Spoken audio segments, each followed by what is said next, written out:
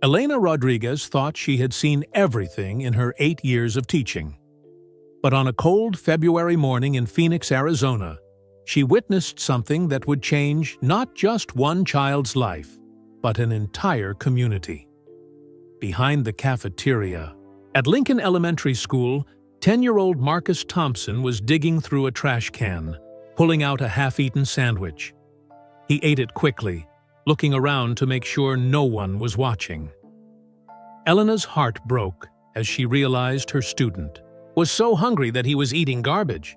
But what happened next started a chain of kindness that spread far beyond anything she could have imagined. This is the true story of how one teacher's simple act of caring grew into something that would heal wounds from the past and create hope. For thousands of families in the future, Mrs. Elena Rodriguez loved being a teacher. Every morning when she walked into Lincoln Elementary School in Phoenix, Arizona, she felt happy. The school hallways smelled like cleaning supplies and pencil shavings. Kids' artwork covered the walls with bright colors and big smiles. Elena had been teaching 5th grade for 8 years. She thought she had seen everything. Kids who forgot their homework, kids who fell asleep in class, kids who got in fights at recess, kids who cried when they missed their parents. She knew how to handle all of these things, but on Tuesday, February 13th, 2024, Elena saw something that made her stomach feel sick. It was lunchtime at Lincoln Elementary. Most of the kids were in the cafeteria eating hot pizza and drinking chocolate milk. The cafeteria was loud and full of laughter. Kids traded cookies for chips. They talked about video games and weekend plans. Elena usually ate lunch in her classroom while grading papers. But today, she decided to walk around the school. The Arizona sun was shining, but the air was cold for February. She put on her sweater and stepped outside. She walked past the playground where some kids were playing basketball. She waved at the kids and smiled. Then she walked behind the cafeteria building. This was where the big green trash cans were kept. It was quiet back here. No kids were supposed to be in this area during lunch, but Elena heard a sound, a quiet rustling noise like someone digging through papers. She walked closer to the trash cans. What she saw next made her heart break. 10-year-old Marcus Thompson was standing next to the biggest trash can. His small hands were digging through the garbage. He pulled out a sandwich that someone had thrown away. Half of it was missing, but Marcus didn't care. He started eating it quickly. Elena felt like she couldn't breathe. Marcus was one of her students. He sat in the 3rd row, 2nd desk. He was always quiet in class. He never caused trouble. He did his work without complaining. But now she was watching him eat garbage. Marcus looked around to make sure no one was watching. His brown eyes were scared. His hands shook a little as he ate the old sandwich. He was wearing a clean but old t-shirt and jeans that were too big for him. His sneakers had holes in them. Elena wanted to run over and help him. But she didn't want to embarrass Marcus. She didn't want him to feel ashamed. So she stayed hidden and watched. Marcus finished the sandwich in 3 big bites. Then he looked in the trash can again. He found an apple that was only a little brown. He wiped it on his shirt and ate it too. Elena's eyes filled with tears. How long had Marcus been doing this? How many days had she seen him in class? Not knowing, he was hungry? What kind of teacher was she if her student was eating from the trash? She thought about Marcus in her classroom. He always seemed tired. Sometimes he put his head down on his desk. She thought he was just bored or sleepy. Now she realized he might be weak from hunger. Marcus never bought lunch from the cafeteria. Elena always thought he brought lunch from home. She never saw him with a lunchbox, but some kids kept their lunches in their backpacks. She never thought to ask. Marcus looked around one more time. Then he walked away from the trash cans. He went back toward the school building, probably to go to the library like he always did during lunch. He never played with other kids. He never ran around the playground. He just sat quietly and read books. Elena waited until Marcus was gone. Then she walked over to the trash can. She looked inside and saw what Marcus had been digging through. Old food from the cafeteria, half-eaten sandwiches, bruised fruit, empty milk cartons. The smell was terrible. She felt sick thinking about Marcus eating this food. But she also felt something else. She felt angry. Not at Marcus, but at herself. How could she not have noticed? How could she have missed this? Elena walked back to her classroom. She couldn't eat her own lunch. She kept thinking about Marcus digging through the trash. She kept seeing his scared eyes and shaking hands. That afternoon, Marcus came back to class for math time. Elena watched him carefully. He walked slowly to his desk. He looked tired. His face was pale. During the math lesson, he put his head down on his desk. "Marcus," Elena said gently. "Are you feeling okay?" Marcus lifted his head quickly. "Yes, Mrs. Rodriguez, I'm fine." But Elena could see he wasn't fine. His eyes looked heavy. His voice was quiet and weak. "Why don't you rest for a few minutes?" Elena said. She took her own sweater off her chair and put it over Marcus's shoulders. "You can sleep until math time is over." The other kids in class looked curious. "Why does Marcus get to sleep?" asked Sarah, a girl who sat near the window. "Everyone needs rest sometimes," Elena said. "Let's focus on our math problems." Marcus fell asleep right away. Elena let him sleep for the rest of the afternoon. When other kids asked questions, she just said Marcus needed to rest. While Marcus slept, Elena kept thinking. She looked at his school file on her computer. Marcus lived with his grandmother, Dorothy Thompson. His address was Desert View Apartments on the south side of Phoenix. Elena knew this area. It wasn't the nicest part of town. The file said Marcus's parents died in a car accident 2 years ago. That's when he came to live with his grandmother. Elena felt her heart break even more. Marcus had lost his parents, and now he was hungry every day. Elena looked at Marcus, sleeping at his desk. He looked so small and young. His dark hair was messy. His clothes were clean but worn out. She could see he tried to take care of himself, but he was just a 10-year-old boy. When school ended, Elena gently woke Marcus up. "Time to go home," she said softly. Marcus rubbed his eyes. "Thank you for letting me sleep, Mrs. Rodriguez." "You're welcome, Marcus. I'll see you tomorrow." Marcus packed his backpack. It looked almost empty. Just a few books and an old pencil case. No lunchbox, no snacks, nothing extra. Elena watched Marcus walk to the bus. He moved slowly, like he was tired or weak. She wanted to follow him home. She wanted to talk to his grandmother.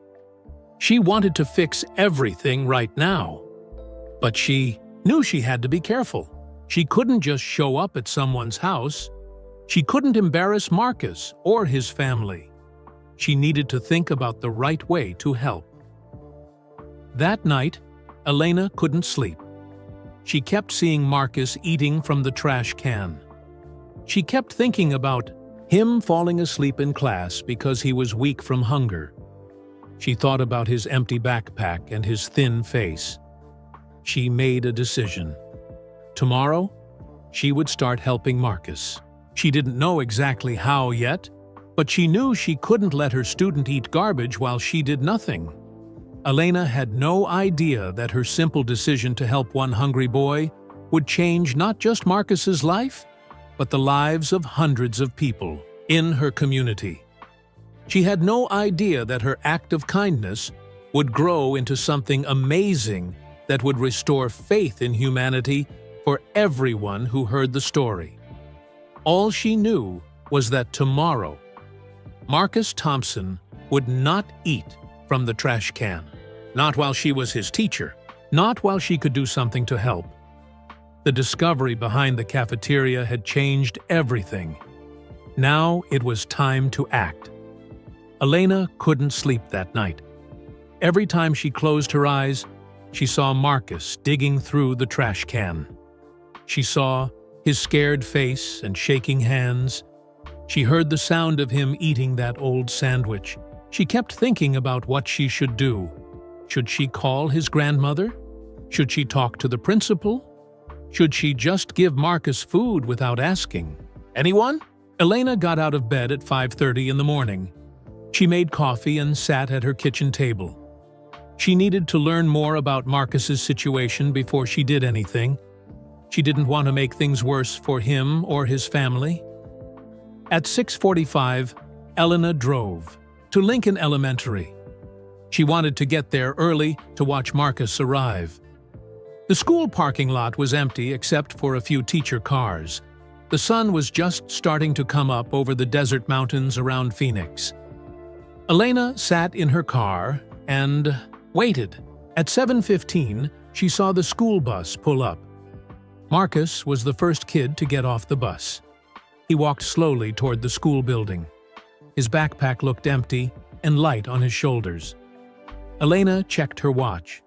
School didn't start until 8:00. Why? Was Marcus here so early? She watched him sit on the steps outside the main door. He took a book out of his backpack and started reading. Other kids started arriving around 7:45. They ran past Marcus, laughing and talking with friends. Marcus just kept reading his book. He didn't talk to anyone. No one talked to him. Elena felt sad watching this. Marcus looked so alone sitting on those steps. When the school doors opened at 7:50, Elena went inside. She walked to her classroom and got ready for the day. But she kept thinking about Marcus sitting alone outside for 45 minutes every morning. During first period, Elena watched Marcus more carefully than ever before. He sat quietly at his desk, just like always. But now she noticed things she had missed before. Marcus's pencil was very short, worn down to almost nothing. His notebook had pages missing. His textbook was old and had marks all over it from other students who used it before him. When the class did a writing exercise, Marcus wrote very small letters. Elena realized he was trying to use as little paper as possible. He wanted to make his notebook last longer. During reading time, Marcus always volunteered to read out loud. Elena thought this was because he loved reading. Now she wondered if it was because he didn't have books at home to practice with. At recess, Elena watched from her classroom window. While other kids played on the swings and slide, Marcus sat under a tree with a library book. Elena walked outside to see what he was reading. "That looks like an interesting book, Marcus," she said, sitting down next to him under the tree. Marcus showed her the cover. It was a cookbook for kids called Easy Meals Anyone Can Make. "Are you interested in cooking?" Elena asked. Marcus nodded. "I like to help my grandma Dorothy when we have food to cook. But sometimes we don't have much." Elena's heart hurt hearing this. Marcus was reading cookbooks because his family didn't have enough food. He was trying to learn how to make meals with whatever they had. "What's your favorite thing to cook?" Elena asked. "Soup," Marcus said. "You can make soup with anything. Even if you only have one vegetable or some crackers, you can still make soup." Elena wanted to cry. This 10-year-old boy was thinking about how to make food from almost nothing. "That's very smart, Marcus," she said. "Soup is one of my favorite foods, too." After recess, Elena went to the school office. She asked Mrs. Patterson, the secretary, if she could look at Marcus's school records. "Is everything okay with Marcus?" Mrs. Patterson asked. I just want to understand his home situation better, Elena said. I think he might need some extra support. Mrs. Patterson pulled up Marcus's file on her computer. Elena read the information carefully. Marcus Thompson, age 10. Lives with grandmother Dorothy Thompson, age 68. Address: Desert View Apartments, 1247 South of 32nd Street, Phoenix, Arizona. Parents: Roberto and Maria Thompson, deceased. Car accident, March 2022. Emergency contact, Dorothy Thompson only. Free lunch program, eligible but not enrolled. Elena stared at that last line. Marcus qualified for free lunch at school, but his grandmother had never signed him up for it. Why wouldn't someone sign up for free lunch if they qualified? Elena asked Mrs. Patterson. Mrs. Patterson shrugged. Sometimes families don't know about the program. Sometimes they're too proud to ask for help. Sometimes the paperwork gets lost.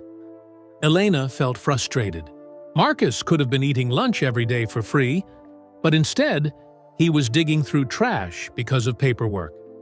Can I help get him signed up now? Elena asked. You'd need to talk to his grandmother first, Mrs. Patterson said. She has, to fill out the forms and provide some documents. After school, Elena decided to drive by Desert View Apartments. She wanted to see where Marcus lived. She didn't plan to stop or bother anyone. She just wanted to understand his world better. Desert View Apartments was a group of two-story buildings painted beige and brown. The paint was old and peeling in some places. Some windows had cardboard taped over them instead of glass. The parking lot had big cracks in it, with weeds growing through. Elena drove slowly through the complex. She saw kids playing in a small playground with broken swings. Laundry hung on lines between some of the buildings. An old man sat on his porch reading a newspaper. Elena found Building 2, where Marcus lived. The mailboxes outside were rusty, and some had no numbers. She could see apartment 2B had Thompson written in pencil on a piece of tape. Elena didn't stop. She didn't want to invade Marcus's privacy, but seeing where he lived helped her understand why his family might be struggling. She drove back to school and found Mr. Park, the school counselor. He was a kind man who had worked at Lincoln Elementary for 15 years. I wanted to ask you about Marcus Thompson, Elena said. Mr. Park nodded. Sweet kid. Very quiet. Lost his parents a couple years ago. Do you know anything about his home situation with his grandmother? Mr. Park looked through his files. I talked to Dorothy Thompson when Marcus first enrolled here. She seemed like a caring grandmother, but she looked tired and worried. I got the feeling money was tight. Marcus qualifies for free lunch, but isn't enrolled, Elena said. That happens more than you'd think, Mr. Park said. Some grandparents don't know about all the programs available. Some are too proud to ask for help. Dorothy Thompson might fall into either category. Elena thought about this. Marcus's grandmother was probably doing her best, but she might not know how to get help. Or she might be embarrassed to ask. What would you suggest I do? Elena asked. Talk to her, Mr. Park said, but be gentle about it. Make it about Marcus's education, not about charity. Nobody wants to feel like they're taking handouts. That evening, Elena made a decision. Tomorrow after school, she would visit Dorothy Thompson. She would find a kind way to offer help without making the family feel embarrassed. She spent the evening thinking about what she would say. She practiced different ways to start the conversation. She wanted to help Marcus, but she had to do it the right way. Elena had no idea that her plan to visit one grandmother would start something much bigger. She didn't know that her simple act of caring would soon touch the lives of many families in the community. All she knew was that Marcus needed help, and she was going to find a way to give it to him. Tomorrow, she would take the first step toward changing a little boy's life forever. Elena spent all of Wednesday thinking about how to approach Marcus's grandmother. She had to be very careful. She couldn't just show up and say, "I saw your grandson eating from the trash." That would embarrass Marcus and hurt his grandmother's feelings. During lunch, Elena watched Marcus again. Today, he didn't go behind the cafeteria. Instead, he sat in the library and pretended to read. But Elena could see his stomach growling. She could see him looking at other kids eating their lunches. Elena made a decision. She went to the cafeteria and bought an extra sandwich and apple. She wrapped them in a napkin and put them in her desk drawer for later. After school, Elena drove home and changed into casual clothes. She didn't want to look too much like a teacher when she visited Dorothy Thompson. She wanted to seem friendly and normal.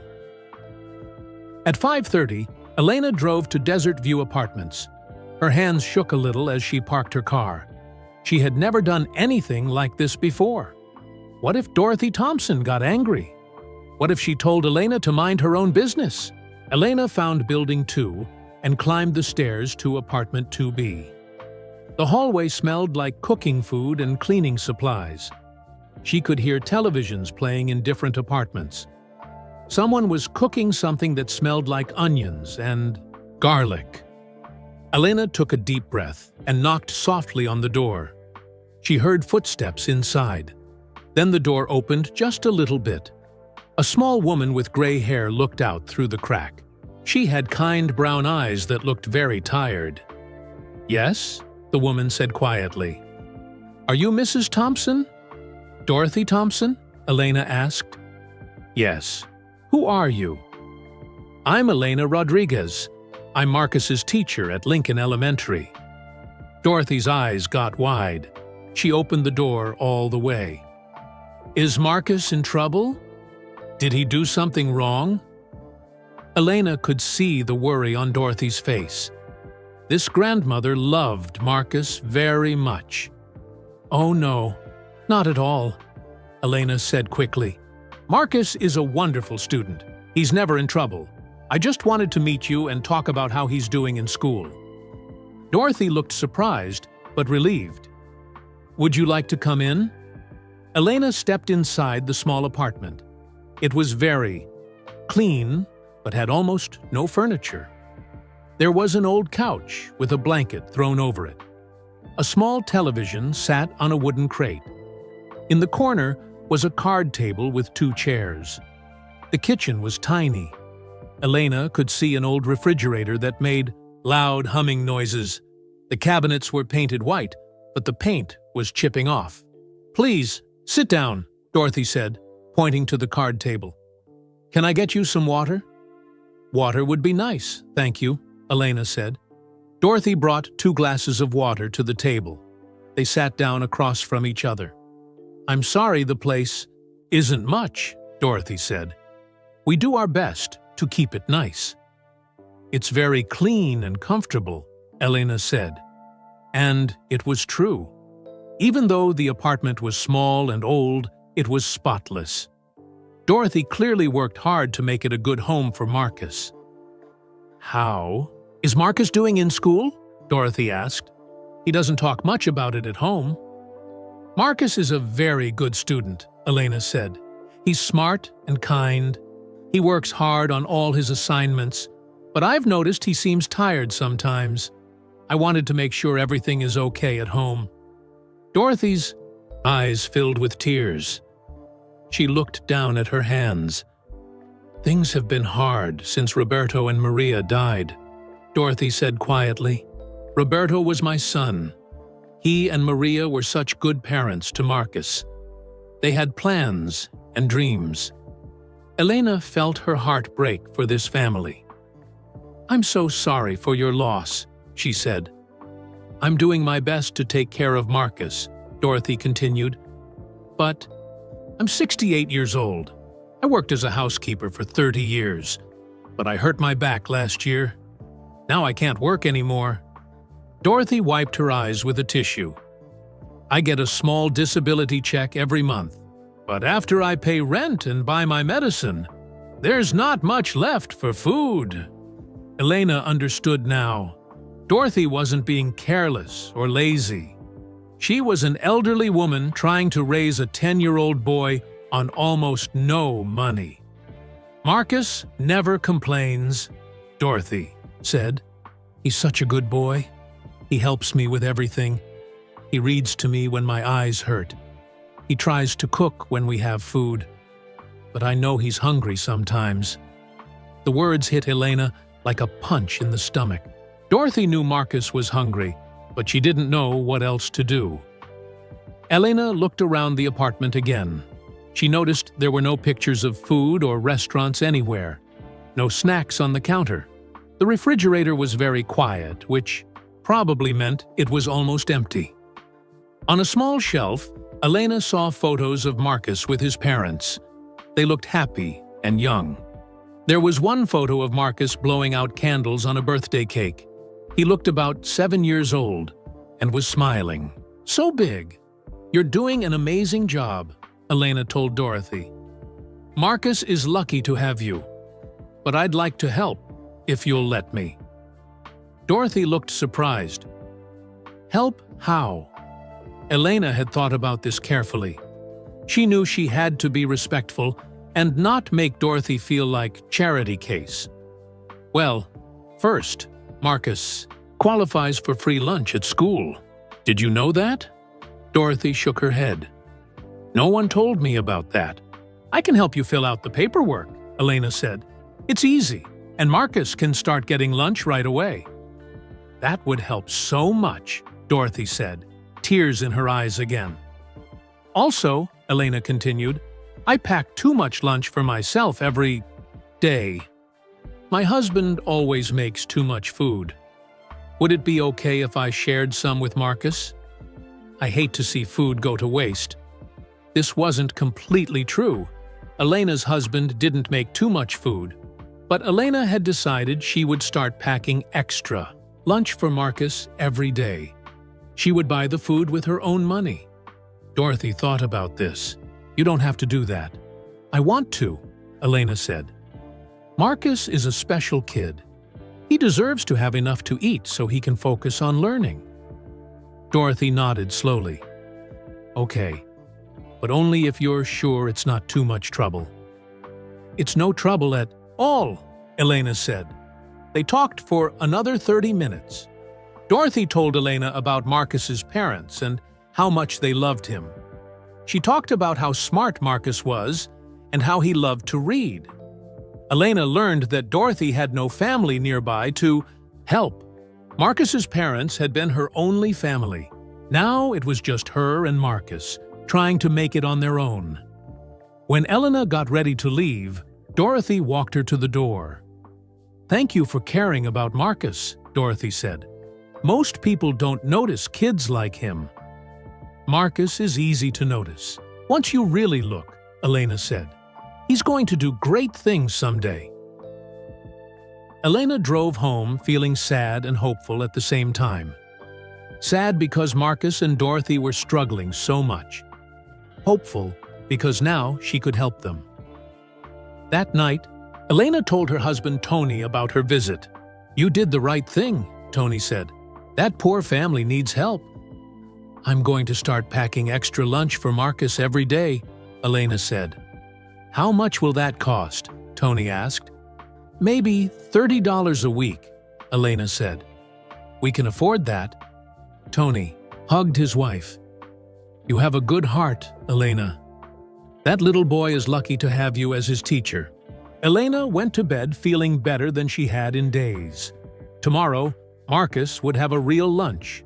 He wouldn't have to eat from the trash ever again. But Elena had no idea that her simple plan to help one student would soon grow into something much bigger.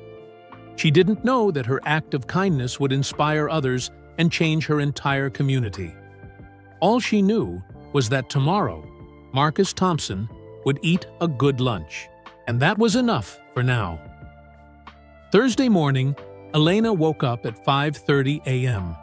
She went to her kitchen and made 2 bag lunches. One was for herself, the other was for Marcus. For Marcus's lunch, she packed a turkey sandwich with real turkey from the Yao deli counter. She added chips, an apple, a granola bar, and a juice box. She put everything in a brown paper bag and wrote "Extra Lunch" on the outside. Elena drove to school early. She put Marcus's lunch in her desk drawer and waited for him to arrive.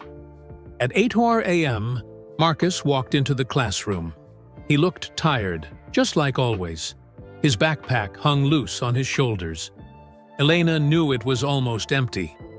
"Good morning, Marcus," Elena said with a big smile. "Good morning, Mrs. Rodriguez," Marcus said quietly. During math class, Elena watched Marcus carefully.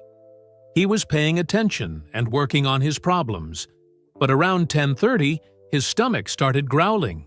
Elena could hear it from her desk. Marcus put his hand on his stomach and looked embarrassed.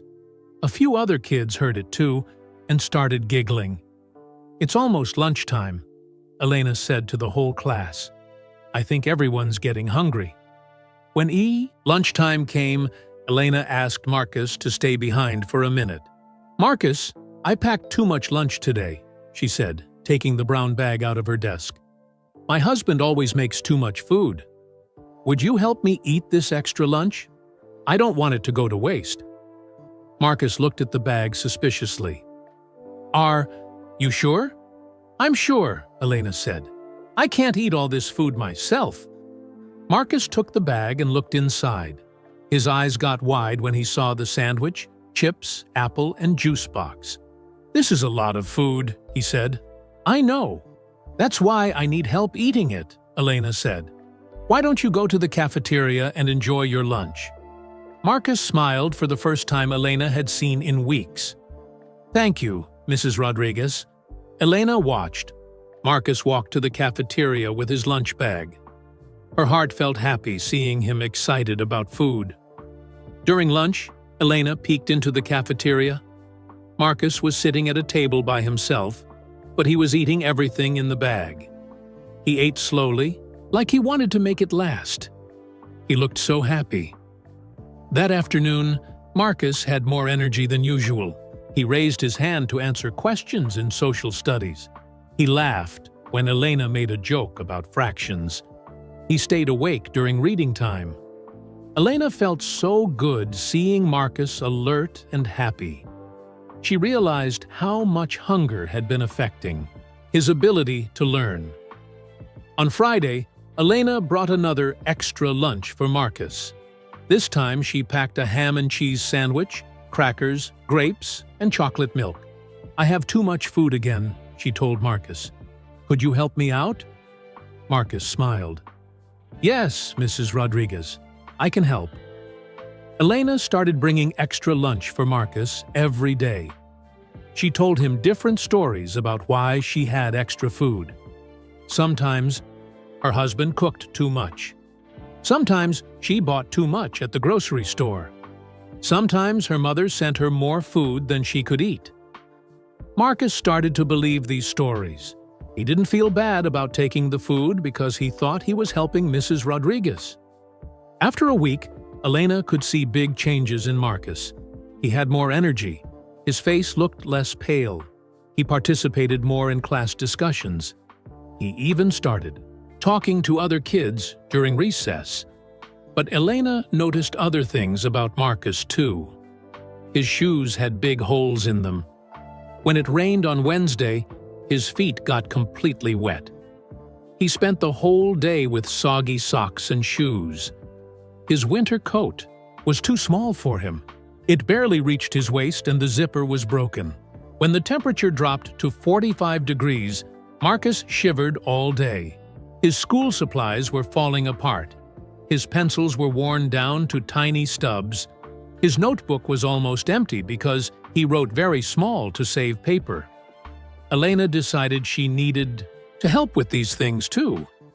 But she had to be careful. She couldn't just give Marcus new clothes and supplies. That would make him and his grandmother feel embarrassed.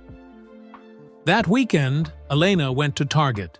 She bought Marcus new shoes in his size. She bought him a warm winter coat. She bought him new pencils, notebooks, and a pencil case. At home, Elena wrapped everything in a big box.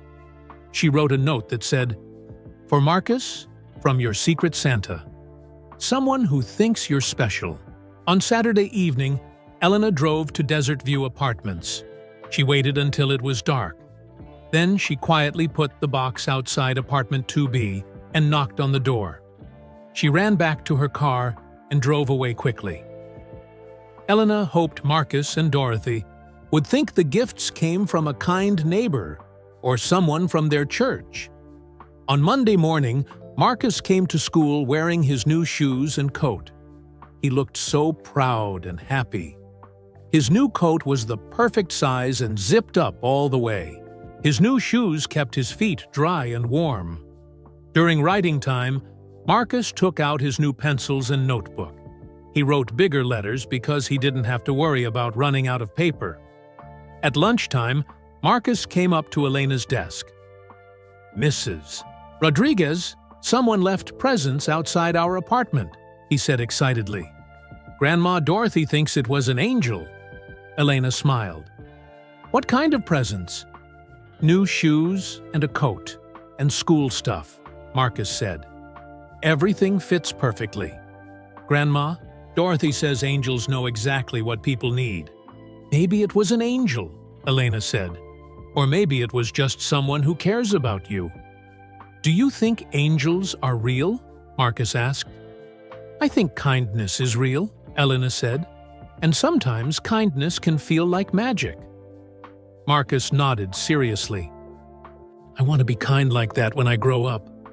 Elena felt tears in her eyes. "I think you already are kind, Marcus." But Elena didn't know that Dorothy had been talking to her neighbors about the kind teacher who was helping Marcus. She didn't know that word was starting to spread around Desert View Apartments about Mrs. Rodriguez. Mrs. Santos, in apartment 2C, had heard about Elena. Her daughter Isabella was struggling in second grade and could use extra help with reading. Mr. Rivera in apartment 1D had heard too.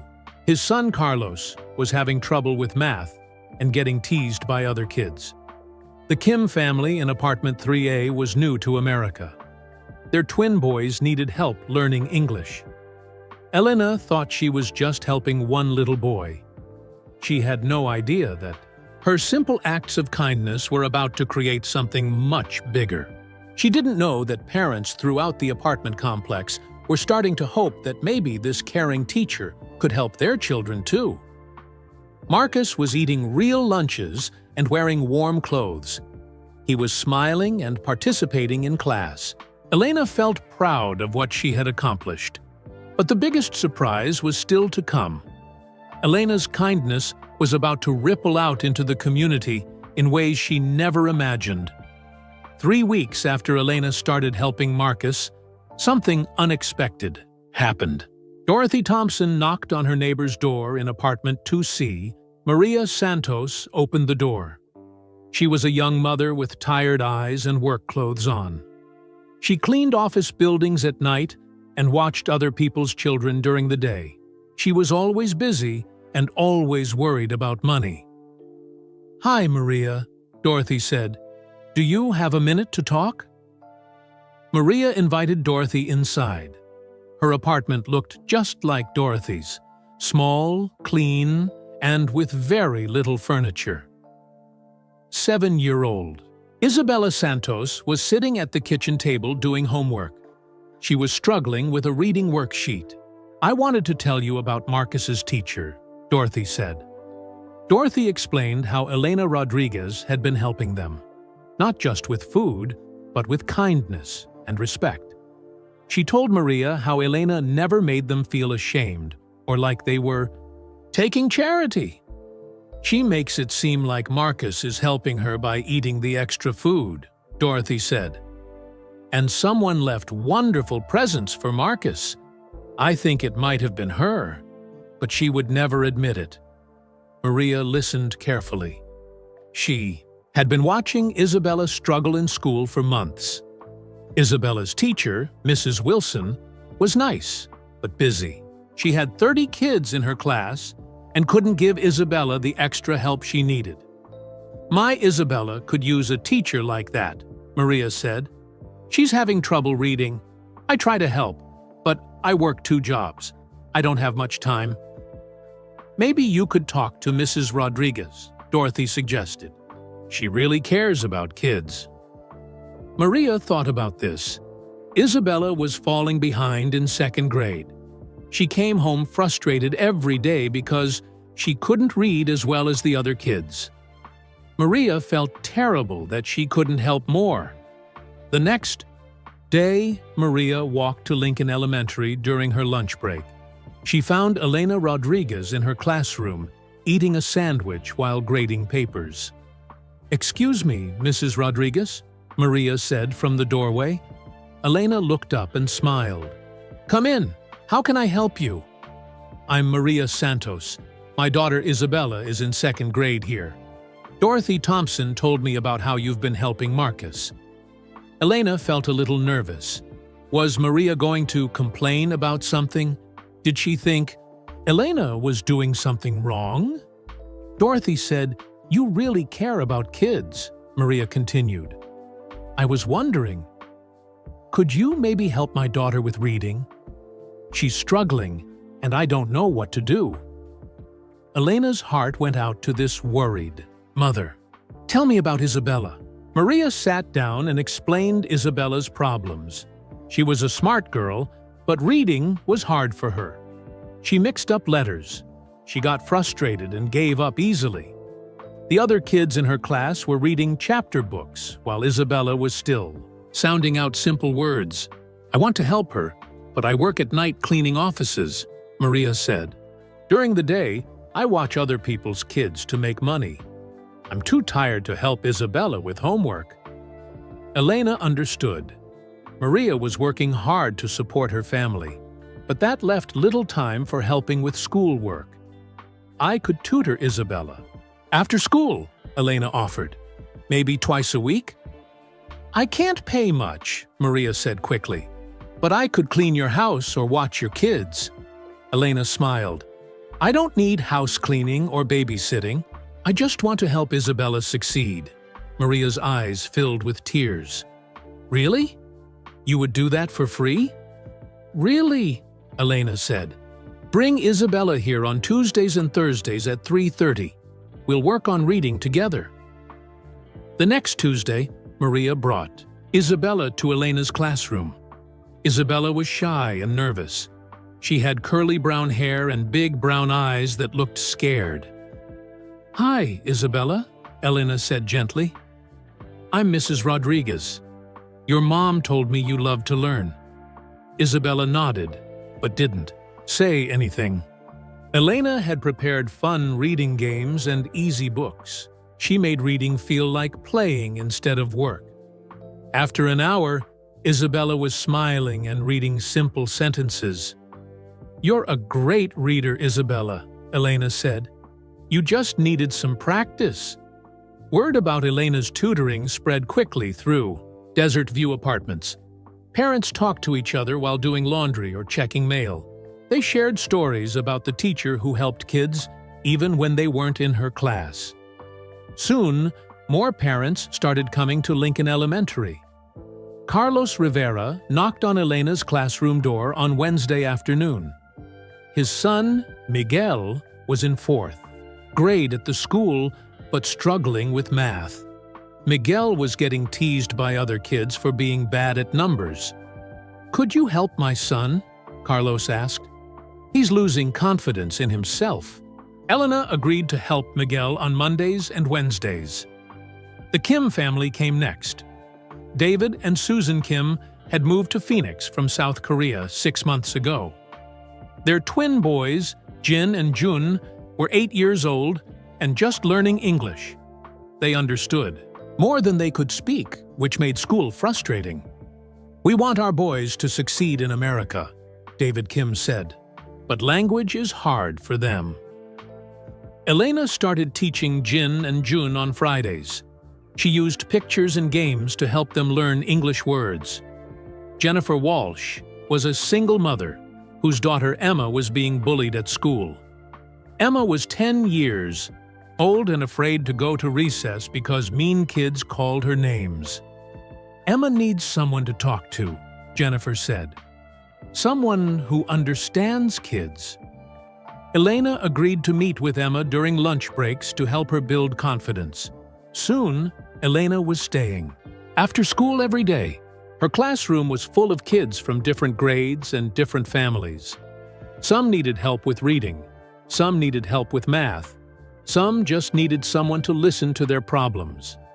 Elena bought snacks for all the kids: crackers, apples, juice boxes.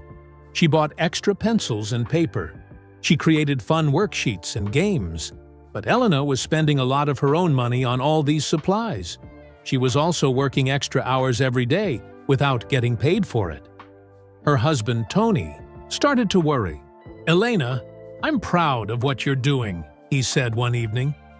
"But you're exhausted, and we're spending a lot of money on supplies for other people's kids." Elena knew Tony was right. Last week, she had spent over $100 on snacks and school supplies. She was getting home at 6:00 p.m. every day instead of 3:30 p.m. "I can't stop helping them," Elena said.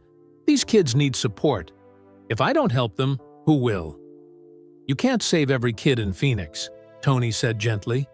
"We need to think about our own family, too." Elena felt torn.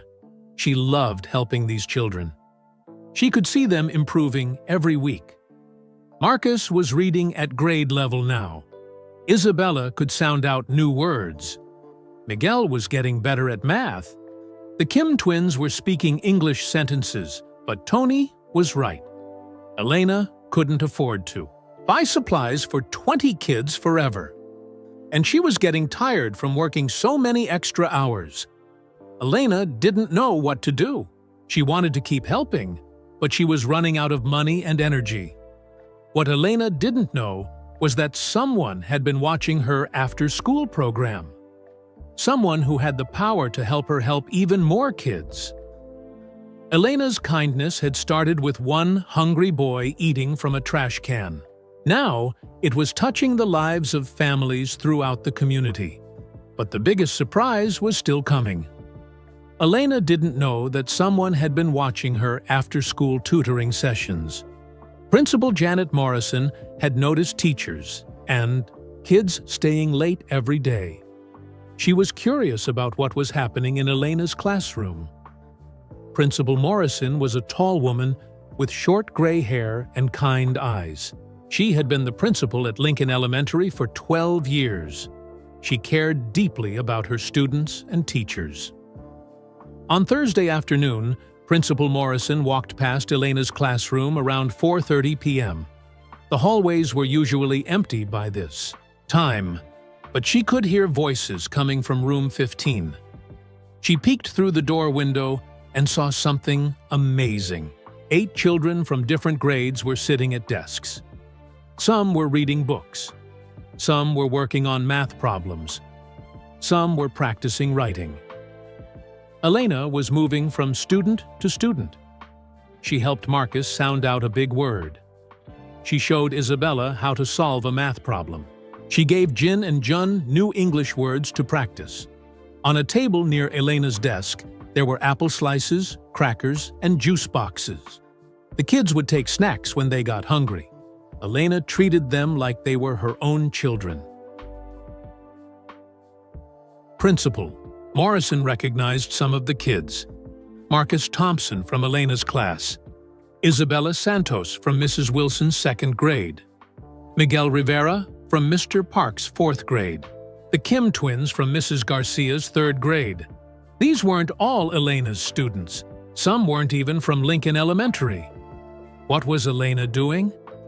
After the kids left at 5:00 p.m., Principal Morrison knocked on Elena's classroom door. "Elena, can we talk?" she said. Elena looked nervous. Her heart started beating fast. Was she in trouble? Did Principal Morrison think she was doing something wrong? "Of course," Elena said, trying to stay calm. Principal Morrison came into the classroom and sat down at one of the student desks. "I've been watching what you're doing here after school," she said. "It's incredible." Elena felt relieved. Principal Morrison didn't sound angry. "These kids need help," Elena explained. "Their families are struggling. Some parents work multiple jobs and can't help with homework. Some kids are learning English. Some just need extra support." "I can see that," Principal Morrison said. "But Elena, I'm worried about you. You're here until 5 p.m. every day. You're spending your own money on snacks and supplies. This isn't sustainable." Elena's shoulders slumped. She knew Principal Morrison was right. Last week, she had spent $150 on food and school supplies. Her husband Tony was getting more worried about their budget. "I know," Elena said quietly, "but I can't stop helping them." "If I don't help these kids, who will?" Principal Morrison smiled. "That's exactly what I was hoping you'd say." Elena looked confused. "What do you mean?" "I want to help," Principal Morrison said. "What you're doing is exactly what education should be about. You're not just teaching subjects, you're changing lives." Elena couldn't believe what she was hearing. "You want to help?" "Yes. Let me make some phone calls. I think we can get official support for what you're doing." The next week, Principal Morrison called a meeting with Sarah Chen, the school district's community outreach coordinator. Sarah was a young woman who worked to connect schools with local organizations and families. Principal Morrison explained Elena's after-school tutoring program. She told Sarah about the kids who were getting help and the families who were benefiting. "This sounds like exactly the kind of program our district wants to support," Sarah said. "But we'd need to follow proper procedures. We'd need to get approval from the district office. We'd need insurance forms and background checks for volunteers. We might need to apply for grants." "How long would all that take?" Elena asked. Sarah thought for a moment. "Maybe 6 months if we're lucky. Government processes are slow." Elena's heart sank. 6 months was a long time. These kids needed help now, not in 6 months. Marcus was finally reading at grade level. Isabella was gaining confidence. The Kim twins were learning English quickly. "I can't wait 6 months," Elena said. "These families need support right now." Principal Morrison had been thinking about this problem. What if we start smaller? What if we reach out to local businesses and community groups? Phoenix has a lot of people who care about education. "That's a great idea," Sarah said. "Community partnerships can move much faster than government programs." That weekend, Principal Morrison and Elena spent Saturday morning writing letters. They wrote to local businesses, churches, and community organizations. They explained the after-school tutoring program and asked for support. In their letters, they wrote, "Dear community partners, Lincoln Elementary School has an amazing after-school program that's helping children succeed. One of our teachers, Mrs. Elena Rodriguez, is tutoring students who need extra help with reading, math, and English. These children come from families who are working hard but struggling financially. Their parents care deeply about education but often work multiple jobs and can't provide homework help. Mrs. Rodriguez's program is making a real difference. Children are improving their grades and building confidence. But we need community support to keep this program going. We're looking for donations of school supplies, healthy snacks, and funding for materials. We're also looking for volunteers who could help tutor children. If you believe in the power of education to change lives, please consider supporting our program. Sincerely, Principal Janet Morrison and Mrs. Elena Rodriguez, Lincoln Elementary School." They printed 50 copies of the letter and mailed them to businesses throughout Phoenix. "I hope someone responds," Elena said, "but I'm not holding my breath." Principal Morrison was more optimistic. Phoenix has generous people. I think we'll be surprised." They sent the letters on Monday. Elena didn't expect to hear anything for weeks, but on Wednesday morning, the school secretary told Elena she had a phone call. "This is Rebecca Martinez from Channel 3 News," the voice said. "We received a copy of your letter about the tutoring program. We'd like to do a story about what you're doing." Elena's heart stopped. "A news story? On television?" "Yes. In a world full of bad news, people need to hear about teachers like you. Could we come to your school tomorrow to film?" Elena panicked. She had never been on television before. She didn't want to be famous. She just wanted to help kids. "I don't know," Elena said. "I'm just a teacher doing my job." "That's exactly why." "This is news," Rebecca said. "You're going above and beyond to help children. People need to hear this story." Elena thought about Marcus eating from the trash can just 2 months ago. She thought about Isabella learning to read. She thought about the Kim twins speaking English confidently. Maybe a news story could help more people learn about the program. Maybe other teachers would be inspired to help kids in their communities. "Okay," Elena said. "You can come tomorrow." Elena had no idea that agreeing to this interview would change everything. She didn't know that her simple story about helping hungry and struggling children would touch the hearts of thousands of people. She thought the news story would maybe help her get a few donations for school supplies. She had no idea that it would lead to something much bigger than she ever imagined. The Channel 3 news crew arrived at Lincoln Elementary on Thursday afternoon. Rebecca Martinez, the reporter, was a young woman with bright smile and friendly eyes. She brought a cameraman named Steve, who carried a big video camera. Elena felt nervous seeing all the equipment. She had changed her clothes 3 times that morning, trying to find something that looked professional, but not fancy. "Don't worry, Mrs. Rodriguez," Rebecca said. "We're just going to show people the amazing work you're doing." "Be yourself," Rebecca interviewed Elena first.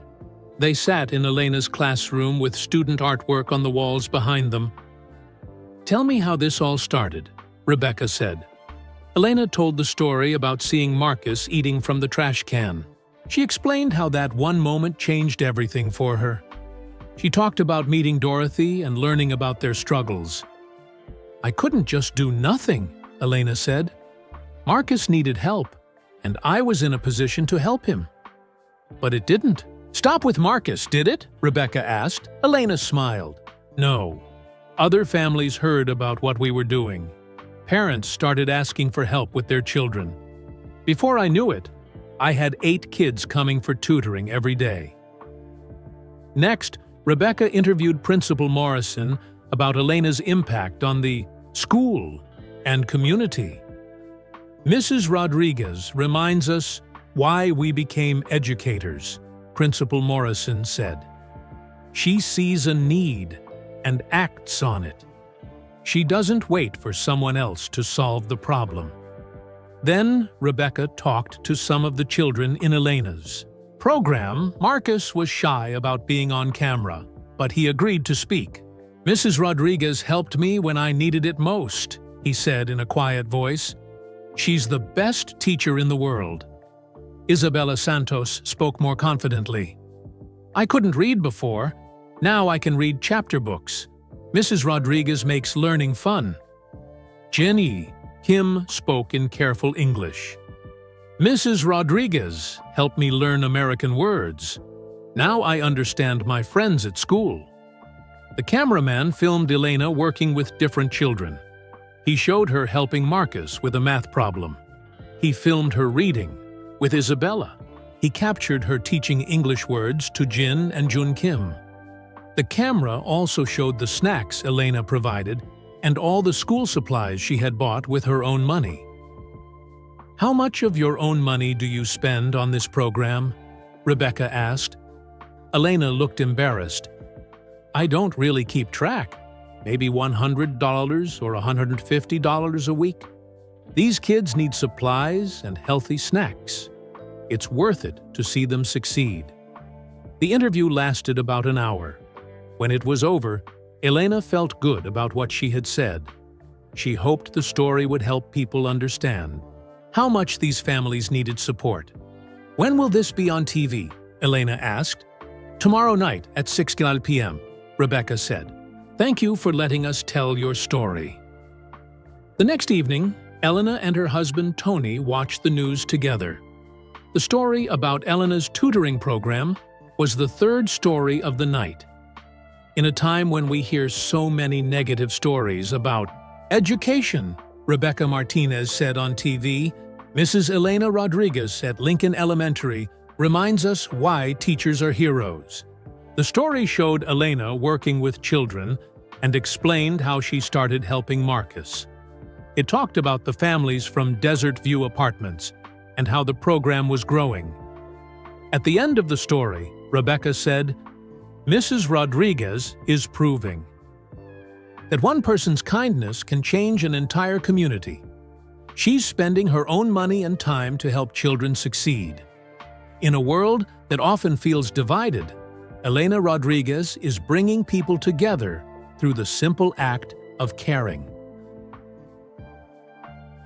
Elena felt embarrassed watching herself on TV, but she was proud that the story focused on the children and their families.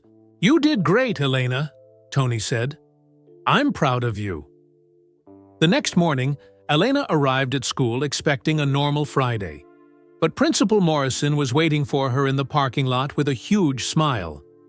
"Elena, you need to see this," she said, handing her a stack of papers. The papers were emails that had been sent to the school overnight. Dozens and dozens of emails from people who had seen the news story.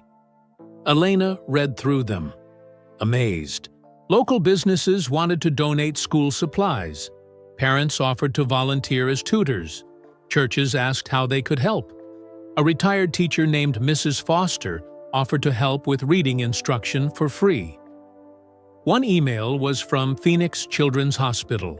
They wanted to provide free health screenings for children in the program. Another email was from the Phoenix Public Library. They offered to bring a mobile library to Desert View Apartments once a week. "This is incredible," Elena said. "I can't believe so many people want to help." But the biggest surprise came at lunchtime.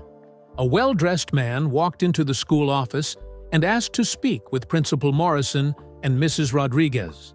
"I'm Michael Chen," he said, introducing himself.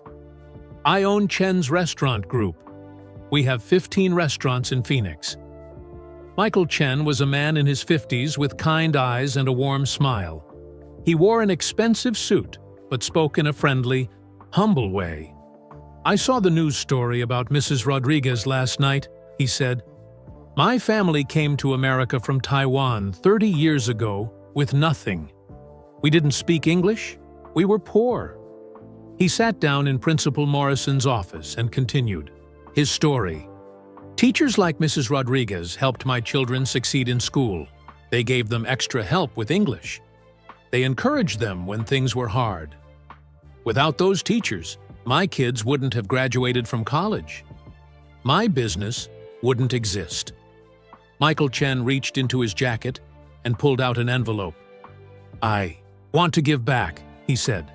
"This is a check for $10,000 to support Mrs. Rodriguez's tutoring program." Elena's mouth fell open. She couldn't believe what she was hearing. $10,000 was more money than she had ever seen for a school program. "But that's not all," Michael Chen continued. "I want to provide healthy snacks for all the children in your program. Fresh fruit, sandwiches, nutritious food, every day." Elena started crying. She couldn't help it. This man's generosity was overwhelming. "My family knows what it's like to struggle," Michael Chen said. "Education changed our lives. Now I want to help change other families' lives." That afternoon, the story got even bigger. Channel 3 News posted the story on their Facebook page. People started sharing it immediately. By evening, the story had been shared over 1,000 times on social media. People were adding comments about how much Elena's story inspired them. Other news stations picked up the story. Channel 15 and Channel 12 both called the school asking for interviews with Elena. The hashtag #HardockerTeacherHero started trending on Twitter in Phoenix. Elena's phone wouldn't stop ringing. She got calls from teachers in other cities asking for advice about starting their own programs. A book publisher called asking if she wanted to write a book about teaching. A speakers bureau wanted her to give talks at education conferences. "This is crazy," Elena told Tony that night. "All I did was help Marcus eat lunch. Now everyone wants to talk to me." But the attention brought even more support. Arizona State University's College of Education offered to send student teachers to help with tutoring. The mayor of Phoenix announced that he wanted to visit the school to recognize Elena's work. Local grocery stores called, offering to donate food for families in need. A group of retired teachers formed a volunteer network to help with tutoring at other schools. Elena felt overwhelmed by all the attention, but she also felt hopeful. All this support meant she could help even more children. Marcus was reading, 2 grade levels above where he started. Isabella was confident and happy. The Kim twins were speaking English fluently. Miguel was getting A's in math, but Elena knew there were hundreds of other children in Phoenix who needed help too. With all this community support, maybe she could reach them. Elena's simple act of kindness had grown into something much bigger than she ever imagined. But the most amazing surprise was still to come. 6 months after Elena first saw Marcus eating. From the trash can, Lincoln Elementary was hosting a special celebration dinner. The school cafeteria was decorated with colorful balloons and streamers. Local businesses had donated a fancy meal for everyone. Over 200 people filled the cafeteria. Students, families, teachers, volunteers, and community supporters all came to celebrate the tutoring program's success. Elena looked around the room in amazement. All of this started because she cared about one hungry boy. Now look what had happened. Principal Morrison stood up to speak first. 6 months ago, Mrs. Rodriguez saw a student in need and decided to act. What happened next shows the incredible power of one person's kindness to change an entire community. She read amazing statistics about the program's success. 47 Sapantui children were now getting regular tutoring. Reading scores had improved by an average of 2 grade levels. 15 families had received job training and career support through community partnerships. But then Principal Morrison said something that made everyone quiet and curious. Tonight, we have a very special guest, someone who has been watching our program from the very beginning, someone who has a story to tell that will surprise all of us. An elderly man in a wheelchair rolled slowly to the front of the room. Elena had never seen him before, but something about his face looked familiar. Marcus pointed from his table. "That's Mr. Peterson from my apartment building," he whispered to his grandmother, Dorothy. The man introduced himself in a shaky but strong voice. "I'm Dr. James Peterson. I'm a retired professor of education from Arizona State University. I live in apartment 1A at Desert View Apartments, right below Marcus and his grandmother." Elena listened carefully. This man lived in the same building as Marcus? How had she never met him during all her visits? "I've been watching this program develop," Dr. Peterson continued. "I've seen Mrs. Rodriguez come to tutor children in our apartment complex. I've watched families change and kids succeed. But there's something you all should know." He paused and looked directly at Elena. His eyes were serious and kind. 35 years ago, I was a young teacher at a school very similar to Lincoln. Elementary. I had a student who was struggling. His family didn't have much money. He was often hungry and tired in class. Elena felt a strange chill as Dr. Peterson continued. Something about this story felt familiar. One day, I saw that student eating from a trash can behind the school cafeteria. I was shocked and heartbroken. I wanted to help, but I didn't know how. I was young and scared of doing the wrong thing. The room was completely silent now. Everyone was listening to every word. I went home that night and told my wife about the student. We talked about what to do. We made plans to help. We bought groceries. We picked out clothes. But you know what happened? Dr. Peterson's voice got quieter and sadder. I got busy, got distracted. I had papers to grade and meetings to attend. Days turned into weeks. I kept meaning to help, but I never did. That student continued to struggle. His grades got worse. He missed more and more school. Eventually, he dropped out of high school. Elena felt tears starting in her eyes, though she didn't know why this story was affecting her so much. I never forgot that student, Dr. Peterson continued. For 35 years, I've regretted not helping when I had the chance. I've wondered what happened to him. I've used his story to teach other teachers about the importance of acting when they see a child in need. Dr. Peterson looked around the room at all the families, volunteers, and children whose lives had been changed by the tutoring program. Mrs. Rodriguez, when I saw you helping Marcus, I knew you were doing what I should have done 35 years ago. You saw a need and you acted. You didn't make excuses or wait for someone else to help. You cared enough to do something immediately. Now, Dr. Peterson looked directly at Elena, and his next words changed everything she thought she knew about her life. The student I failed to help 35 years ago, his name was Roberto Rodriguez. Mrs. Rodriguez, he was your father. The room erupted in gasps and whispers. Elena felt like the world had stopped spinning. Her father? This man knew her father? Elena's father had died when she was 12 years old. She remembered him talking about how school had been hard for him. He had dropped out in 10th grade and always regretted it. He worked construction jobs his whole life and always told Elena that education was the most important thing in the world. Your father eventually got his GED, Dr. Peterson continued.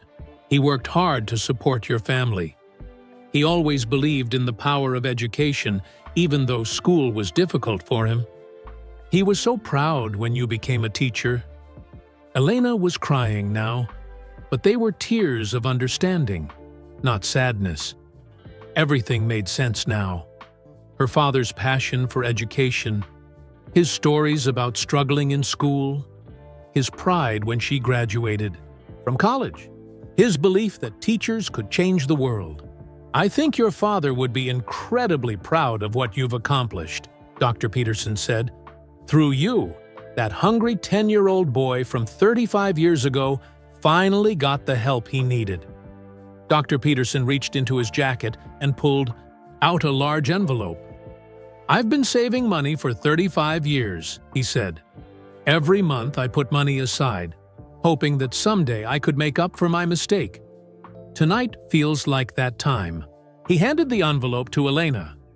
Inside was a check for $50,000 made out to the Lincoln Elementary Tutoring Program. But that wasn't all. There was also a deed to a small building near the school.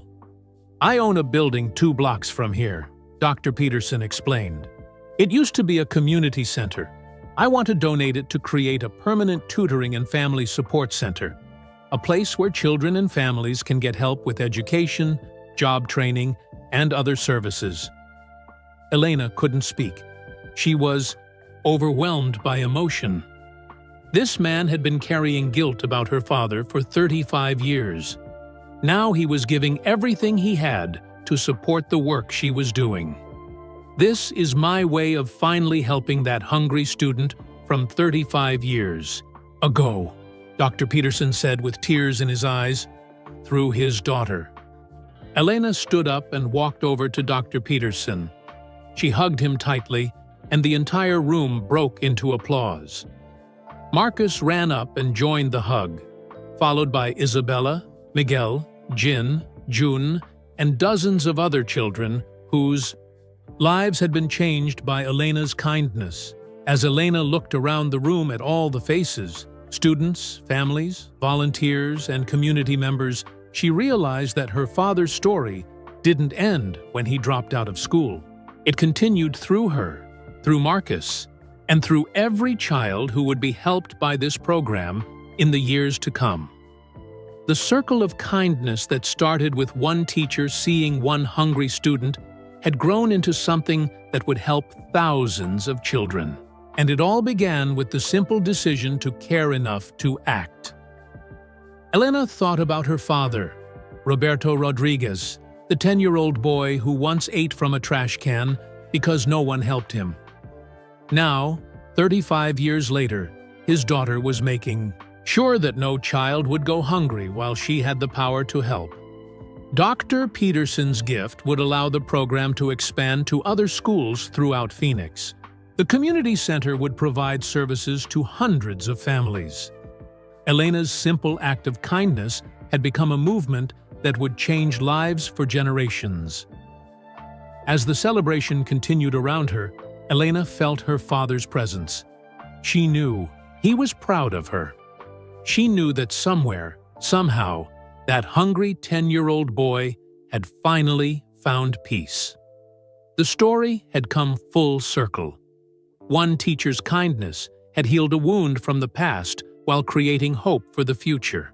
Sometimes the most powerful changes start with the smallest acts of love. We'd love to know where you're listening from. Drop a comment below and tell us what city or country you're in. It's amazing to see how stories of kindness connect people from all around the world.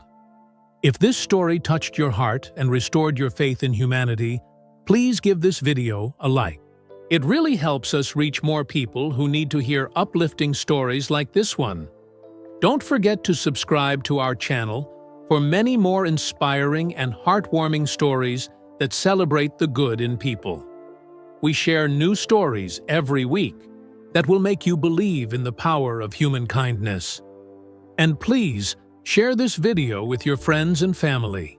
In a world that often feels divided, stories like Elena's remind us that compassion and caring can change everything. When we spread these stories, we spread kindness and awareness that can inspire others to act with love in their own communities. Thank you for listening, and remember, you never know how one small act of kindness might change someone's life forever.